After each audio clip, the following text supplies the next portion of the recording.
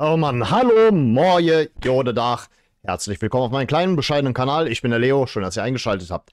Ja, diesem Spiel hätte ich beinahe das Arbeitszeugnis war stets bemüht verliehen. Im Nachhinein gebe ich dem Spiel auf jeden Fall eine 4. Erstmal willkommen zu meiner Reaction. Die erste Reaction in dieser Saison. Das erste Pflichtspiel endet dann tatsächlich doch noch mit einem Happy End. Lange Zeit lang habe ich daran gezweifelt, ihr wahrscheinlich auch. Und insgesamt sprechen wir über meinen Gesamteindruck. Ich werde jetzt hier nicht irgendwie etwas rekonstruieren. Das liegt mir dann im Nachhinein mehr. Ja, ich dachte zuerst, als ich diese Startaufstellung gesehen habe, na okay, wird das überhaupt was? Wird das überhaupt funktionieren mit dieser Startaufstellung? Und im Nachhinein, ja, bis zur letzten Viertelstunde der regulären Spielzeit war es meiner Meinung nach nicht die richtige Aufstellung. In dem Punkt muss ich da auch mal Lukas Kwasniok's Entscheidungen in Frage stellen. Das hier war mehr oder weniger eine B11, die auf dem Platz stand. Ich bin nicht gerade davon überzeugt, Marius Bülter direkt zu Beginn zu bringen. Ich habe zwar gesagt, als er damals verpflichtet wurde vor einigen Wochen, dass es sicherlich einer ist, den kannst du gegen Ende bringen, aber summa summarum, das war ein sehr schwaches Spiel von ihm. Generell, die gesamte Mannschaft war schwach. Ron-Robert Zieler möchte ich da jetzt außen vor lassen. Ist ja klar, das ist der Pokaltorwart und auch der Vizekapitän von dieser Mannschaft.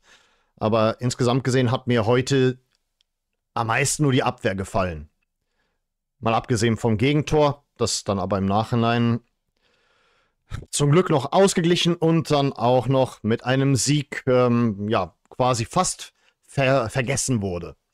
Zumindest meinerseits beinahe, aber ich kann es nicht vergessen, dieser Ball von Bauer war jetzt nicht gerade haltbar, aber da haben die Leute in unserer Abwehr deutlich geschlafen, hat man auf jeden Fall gemerkt. Aber auch an und für sich, Ballannahme war irgendwie meistens misslungen. Das Tempo war, also hat sich ja, das war irgendwie nichts, da war kein Tempo drin, da war kein Einfallsreichtum drin. Vor allen Dingen in der Offensive sah ich im Prinzip, ja, Bemühungen, die nicht gefruchtet haben. Also offensiv sah das ehrlich gesagt so aus, wie wir es die letzten Jahre beim FC gesehen haben. Und als dann halt dieses Gegentor in der zweiten Halbzeit fiel, da dachte ich auch, okay, die Messe ist gelesen. Irgendwann war dann auch die 90. Minute. Wie gesagt, ich würde meinerseits sagen, es gibt nicht viel über einzelne Szenen zu reden. Wir wirkten auf jeden Fall sehr einfallslos. Es war wirklich ein schlechtes Spiel unsererseits. Muss man wirklich sagen. Also, keine Ahnung, was da heute mit uns los war. Ob diese Mannschaft nicht eingespielt genug gewesen ist. Ob das im Nachhinein besser mal nicht in Zukunft die Startaufstellung sein sollte. Wird sich noch herausstellen. Aber für heute war das auf jeden Fall von der Startaufstellung her richtig schlecht. Das war wirklich, wirklich schlecht. Da können die Regensburger sich trotzdem auf die Schulter klopfen. Aber ich muss im Nachhinein sagen, ich hoffe, wir sehen uns nicht so schnell wieder. Gerne mehrere Jahrzehnte. Wirklich, ich möchte euch nicht mehr sehen. Also gegen Ende dann halt, die letzten 15 Minuten, dann kam halt diese Einwechslung, die ich mir gewünscht habe. Insbesondere möchte ich da über Ragnar Ache und vor allen Dingen Said El-Mala sprechen. Said El-Mala war ab dem Zeitpunkt, wo er auf dem Platz stand, der beste Spieler heute bei uns. Ey, dieser Junge ist auf jeden Fall so dermaßen mutig. Später mussten die Regensburger ständig irgendwie 2 Mann gegen ihn einsetzen, damit er überhaupt zu stoppen war. Es gab einige Torversuche seinerseits. Ich weiß nicht, was geschehen wäre, wenn er von Anfang an gespielt hätte, aber dieser Junge hat so ein Selbstvertrauen, das hast du direkt gemerkt. Also Said El-Mala ist definitiv die Zukunft des 1. FC Köln. Aber natürlich, auch wenn er heute kein Tor erzielt hat, ganz lobend hervorrufen, muss ich immer noch meinen nach wie vor Wunschspieler, meinen Wunschtransfer erwähnen, Ragnar Ache. 2 Torvorlagen per Kopf. Ja, 90. Spielminute plus, keine Ahnung, 4 oder sowas. Ich habe jetzt hier mir nichts aufgeschrieben oder so ähnlich. Ja, per Kopf legt er für Erik Martel auf. Und ja, wunderschönes Tor, muss ich sagen. Wirklich wunderschönes Tor. Allein schon deswegen hat es sich dann doch gelohnt, dass wir ihn nicht verkauft bekommen haben. dass er nach wie vor Teil dieser Mannschaft ist. Allein schon für dieses Tor, denn dieses Tor bringt uns ein paar Tausender ein und beziehungsweise es sollte einläuten, dass uns dieses Tor ein paar Tausender einbringt. Denn kurz darauf, einige Minuten später, Isak Johannesson, der durch dieses Tor, das er dadurch erzielt hatte, summa summarum zum Spieler des Tages geworden ist. Hätte jetzt am liebsten Said El-Mala gesagt, aber das ganze Spiel über hatte ich schon vergessen zu erwähnen. Auch in der ersten Halbzeit wie auch in der zweiten Halbzeit war für mich Johannesson so der Spieler, der sich am besten verkauft hat. Mal abgesehen von Cenk Özkacar, der hat seine Aufgabe in der Abwehr auch ziemlich gut erledigt heute. War auch relativ zufrieden mit ihm. Auf jeden Fall richtig gute Leistung von Isak Johannesson. Da ist natürlich wieder schade, dass die Nummer 10 weiterhin zurückgehalten wird. Wegen Lukas Podolski, aber gut, wir wollen jetzt nicht allzu sehr irgendwie ein Haar in der Suppe suchen, aber ich würde gern mal sehen, dass jemand anderes die 10 trägt. Und Johannesson ist für mich der Spieler, der dafür prädestiniert wäre. Also die ganze Zeit über hat er irgendwie so eine Sicherheit ausgestrahlt und ja, das wurde dann im Nachhinein noch belohnt.